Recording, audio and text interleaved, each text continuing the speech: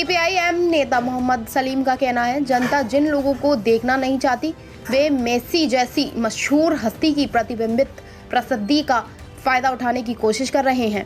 গোটা বিশ্বের কাছে গোটা দেশের কাছে পশ্চিমবঙ্গবাসী হিসেবে এই রাজ্যের মানুষ হিসেবে কলকাতাবাসী হিসেবে আমাদের মাথা হেঁট হয়ে গিয়েছে। আমরা ক্ষমতা ছিলাম বলে কথা নয়, যে কোনো একটা ইভেন্ট তৈরি করতে হলে এবং সেটা চালাতে হলে উদ্দেশ্যটা কী? পরিবারের বনভোজন, ফিস্ট, সেলফি, টাকা রোজগার, কালো টিকিটে কালোবাজারি, না কালো টাকাকে সাদা করা? খেলা হবে বলে নির্বাচনের সময় বুথ দখল করে, যারা মস্তানি করে, গুন্ডামি করে, আর খেলার মাঠে গিয়ে তারা কী করেছে? রাজনীতি করতে চেষ্টা করেছে।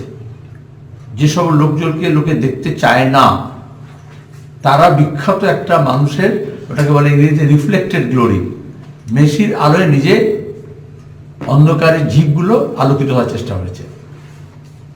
টিকিট বিক্রি করেছে, কালোবাজারি হয়েছে। এর মধ্যে পুলিশ, রাজ্য প্রশাসন, ক্রীড়া দপ্তর, ক্রীড়ামন্ত্রী, ওখানকার স্থানীয় জনপ্রতিনিধি, মমতা ব্যানার্জির পরিবার এবং কালো টাকার মালিক, সব যুক্ত। এরা খেলা ছাড়া বাকি সব বোঝে।